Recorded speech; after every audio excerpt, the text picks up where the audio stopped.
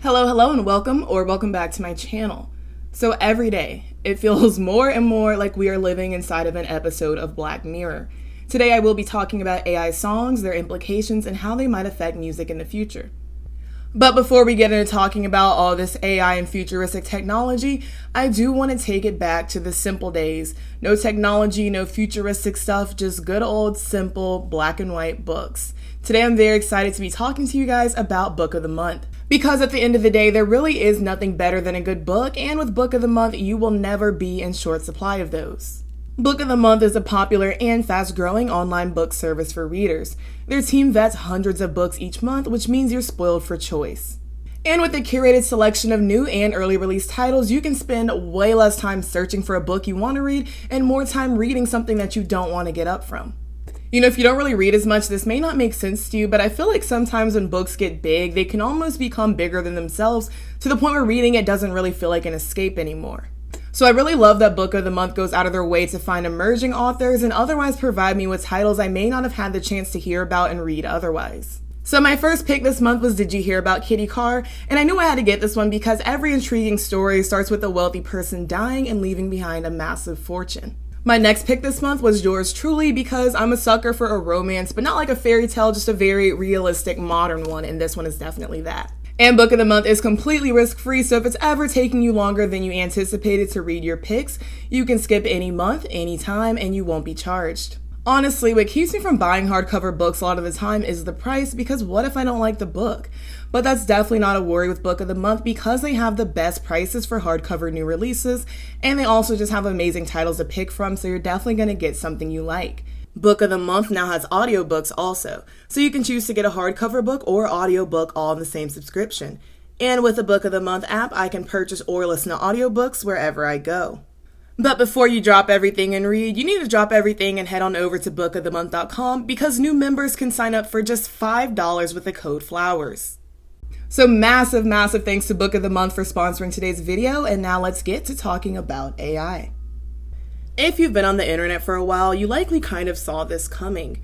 Even years ago, there were those videos of people like Obama, for example, singing certain songs by splicing together parts of their speeches. My true wish in the well, don't ask me, I'll never tell. I look to you as it fell, and now you're in my way. I trade my soul for a wish, pennies and dimes for a kiss. And then after that came the deepfakes, which were very high quality images and even videos of people that were fake. At first, the images were done mainly through advanced photoshopping or other editing. But more advanced deepfakes do use a type of AI called deep learning. Deep learning is a form of AI that so-called learns information and creates new pathways like the human brain.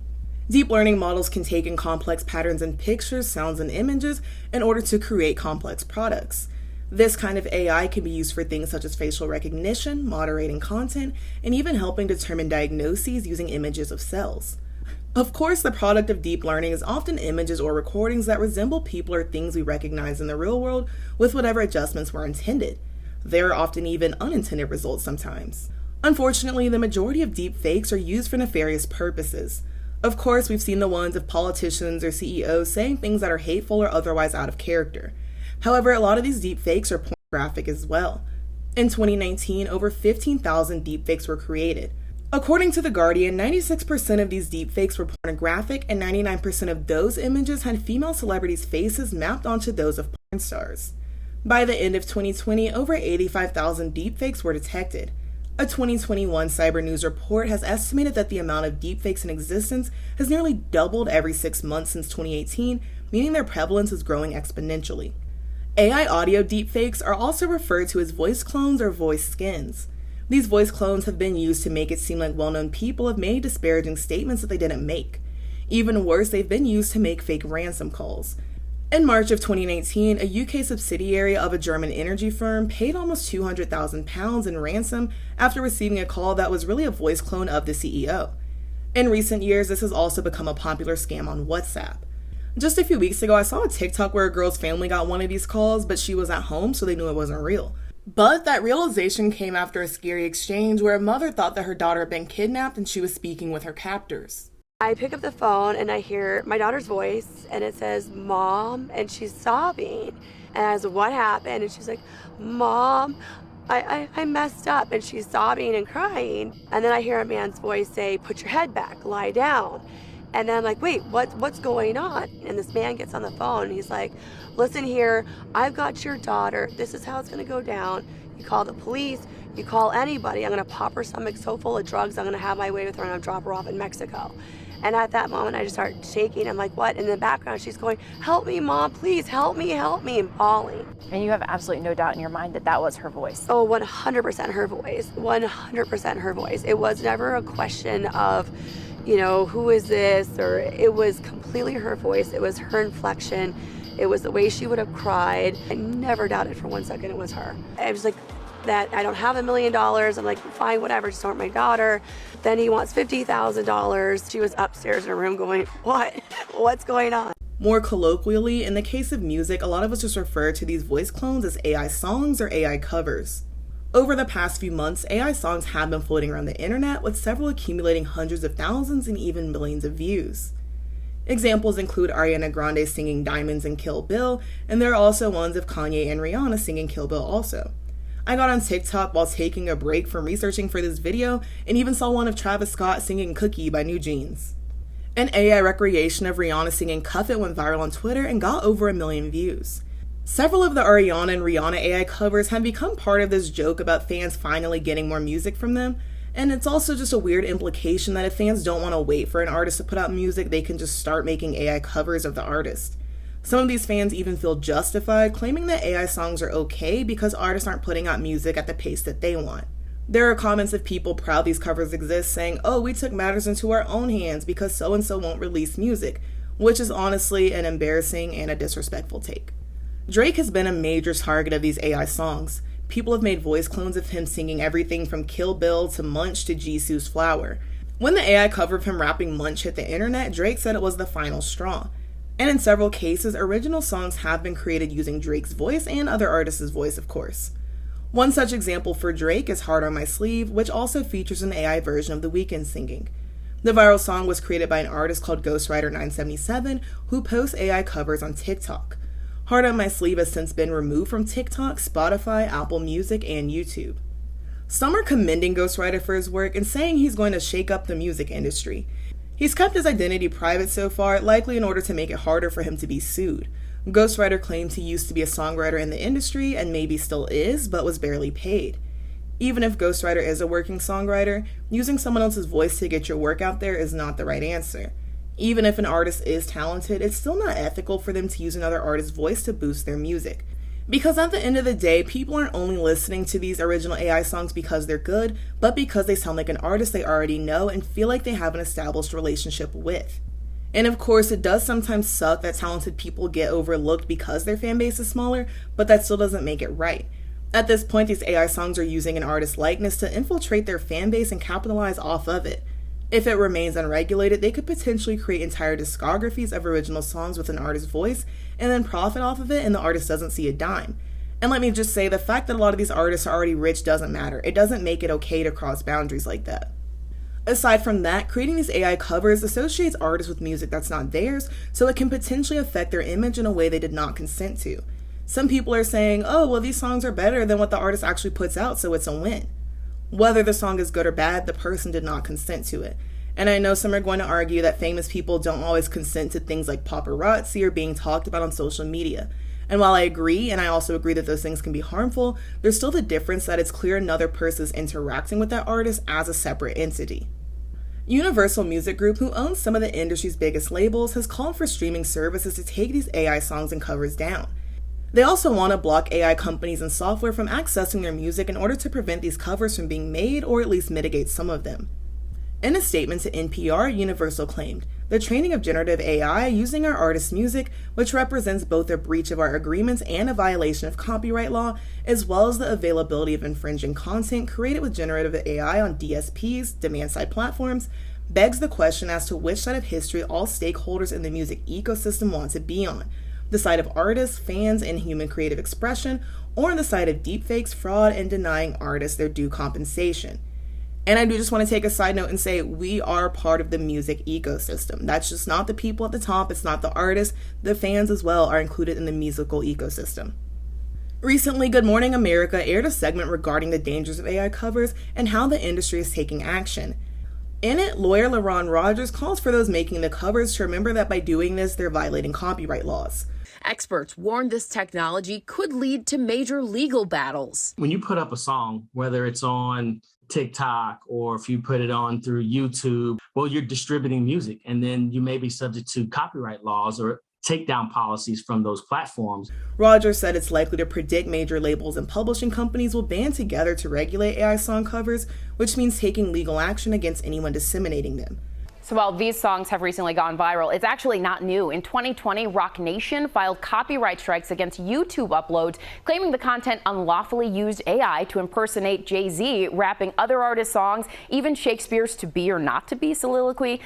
Honestly, I could definitely see labels suing regular people for making AI songs, but then using AI to create music for their own artists.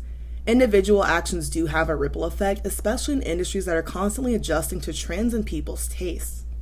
If these covers continue to be an issue, labels are likely going to take more drastic steps outside of suing people. I could easily see them going to further lengths to protect their artists, and what if this leads to labels trademarking or copyrighting an artist's voice? This could potentially lead to less freedom on the artist's end when they don't even have the rights to their own voice. And while some of you are surely wondering how it can even be possible to copyright the sound of someone's voice, I'll admit that I don't have the answer to that question in this moment, but I do think it's very important to acknowledge that the legal framework is already being set to sue over things like this, and that is why these covers are being taken down already. If record labels do trademark or copyright these artists' voice, this could potentially lead to less freedom on the artist's end when they don't even have the rights to their own voice. On the other hand, smaller artists or independent artists may not have the resources to prevent their voices from being stolen or legally fight it. I know all of this seems far off and like a big what if, but it might not be as far off as we think. At one point, no one even thought it would be possible to recreate people's voices to the point where it sounds believable. So if this continues to snowball, it might not just be a point of who cares if the big corporation is losing money, and it actually ends up hurting artists big and small. A lot of them are already earning less money than artists decades before due to streaming. Truly, I wonder what would happen if it gets to the point that labels and companies can own an artist's voice. Because that means they could just create songs for that artist instead of allowing them to do it themselves. Or they could potentially release music under their artist's name that the artist didn't even want to make. And when the artist dies, they could continue making music in the artist's names if they have the legal rights to their likeness or to their estate. Sadly, there are already AI covers done by dead artists that are floating around. This whole concept sort of reminds me of that Black Mirror episode, Rachel, Jack, and Ashley 2. To briefly summarize, Miley Cyrus plays Ashley O, an international pop star. She wants more agency over her music, yet her aunt and label disagree. So Ashley is drugged and put into a coma, and a hologram is used to recreate her image and her voice to perform instead. And like I just said, that all might seem dramatic and dystopian, but we could be closer to that than any of us might think. Some have pointed out that a potential positive to this would be that songwriters can send artists demos using the artist's voice, that way they can get a better feel for how they'll sound in the song. And while I agree that that could be really helpful, it does still seem like the downsides outweigh the benefits. Of course, another danger of these AI songs is that people don't know what's real and what's fake online. And as others have said, it's useless to just say, well, I can tell, because that doesn't really matter if society at large can't. People already don't fact-check information half the time, and no one fact-checks every single thing that they read, so if they hear something that sounds exactly like an artist, whether it's a song or whether it's a statement from an interview, it's more likely they assume it's them than to check and see if it's AI. It's also important to remember that AI, like the human brain, improves and refines as it gains information, meaning these generated images and audio will only become more and more realistic as time goes and the more that are created. It still stands to be seen just how badly these AI covers will impact the music industry. I don't think it will end music entirely because I don't think anything ever can, but that doesn't mean it won't damage the industry in a significant way. When Napster came out in 1999, people claimed the music industry was over for good and no one would ever buy a physical copy of a song again. Initially, the site was just created for users to share music files, but of course it's quickly turned into people sharing pirated music. Not to say that Napster invented piracy, but the site existing definitely helped facilitate it. By 2001, the original site was shut down after the RIAA filed a lawsuit over the site illegally distributing copyrighted music. After several lawsuits, the company had to file for bankruptcy in 2002. So we will have to wait and see if any of these AI music generating software will eventually be subject to the same treatment. In mid-March, the RIAA launched the Human Artistry Campaign. The RIAA, which stands for the Recording Industry Association of America, is hoping to put an end to these unauthorized AI covers and songs. Over 40 parties have joined the coalition, including unions, trade associations, and policy experts who represent creators. Instead of AI that hurts artists, they're campaigning for AI to instead be used in a way that genuinely promotes creativity. The campaign has outlined best practices for using AI in a way that respects artists and their work and avoids copyright infringement. They're still of the opinion that technology does promote human expression, and art created by humans will always be valuable. Still, they want to ensure that artists are protected from unauthorized use of their voice or likeness. Supporters of the campaign have also pointed out how AI songs can potentially harm some groups more than others. Willie Stiggers, the co-founder and co-chair of the Black Music Action Coalition, stated, "Black songwriters, producers, and artists already face an uphill battle for ownership, credit, and proper payment in the music industry. Although AI can be an incredible tool, without the protection of real human artistry, AI could devastate the Black creative community that leads to so much of popular culture." The Human Artistry Campaign has a petition to sign, which I'll link in the video's description if you are interested. Honestly, I'm not a huge fan of the whole idea of AI songs and where they're headed, and I do think that in the end of the day it will do more harm to the music industry and just in people's lives in general than it will do good. But the sad thing about that is the toothpaste is already out of the tube, so I don't think there's going to be any, going back and changing it at this point. But I hope that, the songs get regulated because that's kind of all that we can do at this point. And I do think we're becoming a society that kind of lacks boundaries in general, especially when it comes to famous people. I'm not saying that, this is a new 2023 thing, but I'm saying it's always existed and it continuously is getting worse. And I say that to say that a lot of people just might not even be able to fathom why this is such a problem. But I also think that there's some people who can understand why this might be morally questionable, but are fine with it as long as they can benefit from and profit off of it. Personally, I think this is a case of just because you can does not mean that you should. But since a lot of people can, they most definitely will. Honestly, it's giving bread in circuses because, as long as the songs are good, people will listen to it, people will keep streaming it, and kind of just ignore the implications of this and how it can affect people other than them. And even if you don't see this as an ethical issue, that is your business. That is up to you. You can think what you want, but please be careful how you move because you likely cannot afford to get sued by a record label, a publishing company, or even an artist, because you're disseminating or creating these AI songs and covers. And I do want to be very clear that I don't think all AI is bad or AI and music should never mix, because in a lot of cases, artists do use AI for production, for example, to sort of, create the song. And even songwriters sometimes use it to sort of generate or reorder words that they have already written. So it's still using AI, but it's not, adding someone else's likeness or identity into the mix. I want to end this video on a quote from Mitch Glazer, who's the CEO of the RIAA. He said, "Human artistry is irreplicable. Recent developments in AI are remarkable, but we have seen the cost before of rushing heedlessly forward without real thought or respect for law and rights. Our principles are designed to chart a healthy path for AI innovation that enhances and rewards human artistry, creativity, and performance." So of course I want to hear your thoughts, but do keep it civil in the comments because this is kind of a controversial topic. But I will say I do think it's kind of wild that there are literally people out here living and breathing who are like, "Oh, you don't own the rights to your own voice. If I want to do what I want with your voice, that's my business." How do we come to that point? And of course, if this is a topic that you're going to continue to think about beyond the scope of this video, I do encourage you to think of the implications on a larger scale rather than just how you individually might be impacted. And I also encourage you to think of the effects not just on bigger established artists, but also on smaller and independent artists as well. But of course, I'm very eager to hear what you have to say. As always, thank you all so very much for watching. Be sure to like, comment, and subscribe so that you can stick around for more. Also, make sure to follow me on Twitter so that you can keep up with me there. And if you'd like to become a channel member, the link is in the video's description. And as always, thank you so much for watching, and I will see you so very soon. Bye-bye.